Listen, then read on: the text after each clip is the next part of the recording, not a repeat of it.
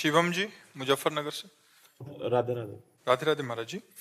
मेरा सवाल प्रभु जी ये है कि जैसे किसी व्यक्ति के सुख जीवन में कभी सुख या दुख आता है तो वो कहता है कि शायद ये मेरे पिछले जन्म के कर्म है या इस जन्म के कर्म है। क्या उसका जो साथी होता है जीवन जीवन साथी होता है उसके वो आया ही है कर्म के संयोग से। वो जीवन साथी ही बना है कर्म के संयोग से। तुम्हारा शुभ कर्म उसका शुभ कर्म सुख प्रकट करेगा, तुम्हारा अशुभ कर्म उसका अशुभ कर्म दुख प्रकट करेगा। दोनों को भोगना पड़ेगा। तुम शुभ में हो तो उसको भी शुभ, और वो अशुभ में है तो तुम भी अशुभ, क्योंकि जीवन साथी बना ही वो पूर्व जन्म के कर्म के संस्कार के संयोग से है। क्या जैसे मान लो मेरी वाइफ है, उनको ना कैंसर की प्रॉब्लम है, वो यहीं पे ही है जी। तो कभी कभी लगता है क्या पिछले जन्म के कर्म थे या इस जन्म के कर्म थे। मेरा सवाल ये है कि क्या मेरे कुछ ऐसे कर्म थे जी उनको ये कष्ट झेलना पड़ रहा है। नहीं नहीं, तुमको कष्ट झेलना पड़ रहा है क्योंकि तुम्हारे भी कर्म ऐसे पीछे के थे कि तुम्हारी पत्नी के शरीर में कैंसर हुआ। वो कैंसर से पीड़ित हो, तुम उससे पीड़ित हो। उसमें जो कैंसर आया उससे तुम पीड़ित हो।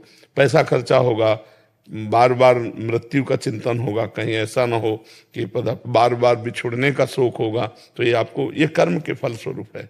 और आज यहाँ पे आके ये पता चल गया कि बिना राधा रानी की कृपा से वृंदावन के कोई दर्शन नहीं कर सकता, क्योंकि मेरा कोई प्रोग्राम नहीं था, बट किस तरीके से कृपा बनी मैं उनके साथ। हाँ बिल्कुल बिल्कुल। राधा रानी जी से एक बार एक ये कह दीजिए वो जल्द से जल्द ठीक हो जाए। नहीं, ये तो हम इसलिए नहीं कहते, हम ये कहते हैं कि जो विधान हो राधा राधा कहते हुए भोग लो। हम अपनी किडनी के लिए नहीं कहते। दो लोग फेल है, डायलिसिस होता है तो उनको खेलने दो और अपने भोग कर राधा राधा कहते हुए श्री जी के पास चलेंगे। शरीर तो कर्मानुसार जो भोग रहा है उसे भोगने दो, उसको उसमें श्री जी को सम्मिलित मत करो। महारानी जो ठीक कर दें, नहीं, महारानी जो आपको जो ठीक लगे वो करो। राधा राधा राधा तो उनको यही ठीक लगेगा। कोई अपने बच्चे को दुखी नहीं देखता, कोई अपने जन को दुखी नहीं देखता। तो आप यही प्रार्थना करो और नाम जप करो राधा राधा। ठीक है, हम लोग ऐसा करें कि श्री जी के ऊपर छोड़ दें कि आपको जो ठीक लगे वो आप करो। हम आपकी हैं, बस आपका चिंतन न भूलें, आपकी सेवा न भूलें। जाऊं कहाँ तज चरण तिहारे, बस जैसे हैं वैसे। बस यही हमारी भी बात है, यही हमारी भी बात है। जाऊं कहाँ तज चरण तुम्हारे, जैसे प्रभु रख रहे हैं। अब जैसे हैं अब हैं तो हैं, कहाँ जाएं। हम सब प्रभु के हैं।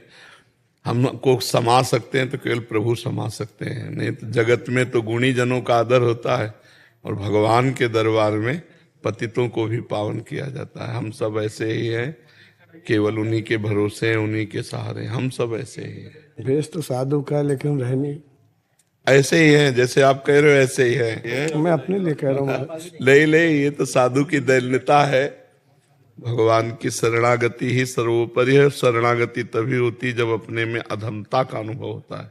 मैं अधम हूँ। देखो हनुमान जी महाराज कह रहे हैं असमय अधम सकासुम, सबरी जी कह रहे हैं अधम ते अधम अधम मति नारी। तो ये खास बात है। उनकी तो दीनता, हमारा जी अपनी तो ओरिजिनल बात कह रहे हैं। नहीं, हम ओरिजिनल इसलिए नहीं कह सकते कि उनकी सत्ता नहीं है, असत भावों की सत्ता नहीं है, और हमारी शरणागति की सत्ता है। तो असत हमको तब तक बाधा पहुंचा रहे हैं जब रघुवंश भान उदय नहीं हुआ हमारे हृदय में। इसीलिए असत अपना प्रभाव दिखा। जिस दिन राम जी की कृपा उदय हुई, राम जी हृदय में प्रकाशित हो गए, उस दिन तो इसकी सत्ता ही नहीं है। बिल्कुल मस्त रहना चाहिए। देखो तन मन प्राण सब भगवान को हमने दे दिए, झूठे से सही, लेकिन है तो हम उनके दास। अब वो संभालेंगे। इतना ही बल है। हाँ बस इतने इतने आप नहीं, हम सबका बल ऐसा ही इतना ही है। जो मैं अपने अवगुण कहूं, बाढ़ई कथा पार नहीं लाहो। जब अपनी तरफ देखो तो शर्मिंदा होना पड़ता है।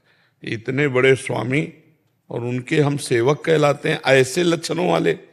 और जब प्रभु की तरफ देखो, उनकी कृपा, उनका दुलार, उनका स्वभाव, तब लगता है कि जीवन धन्य है। क्योंकि हम जैसे भी हैं प्रभु के हैं, और ऐसे स्वामी हमारे स्वामी हैं, तो हम अभागे होते हुए भी धन्य है हमारा जीवन। अभाग्य इस बात का कि ऐसे स्वामी के होते हुए हम अपनी एक भी वृत्ति किसी वस्तु व्यक्ति स्थान को दें, ये हमारा दुर्भाग्य है। ऐसे रूपवान, ऐसे गुणवान, ऐसे करुणा में, ऐसे महामहिम अखिल कोटि ब्रह्मांडों के साहब, उनका चिंतन छोड़कर हम और कोई चिंतन करें, ये हमारा अभाग्य है, ये हमारा दुर्भाग्य है। लेकिन ये सौभाग्य भी उदय हो गया कि ऐसे होते हुए भी स्वामी ने हमें स्वीकार किया है। अगर वो स्वीकार ना किए होते तो ये सब हमारा दासत्व उनके लिए नहीं।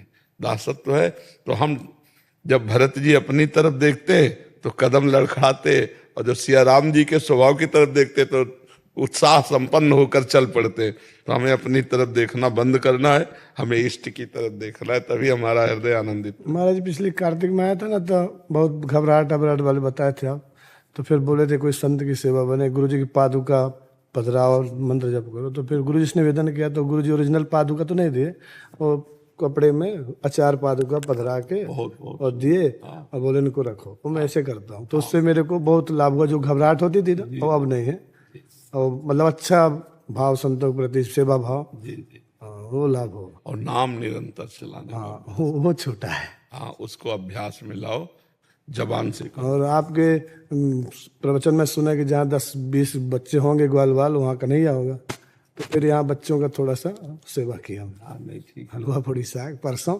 और बहुत आनंद आया उसको, बच्चों को खिला के बहुत आनंद आया।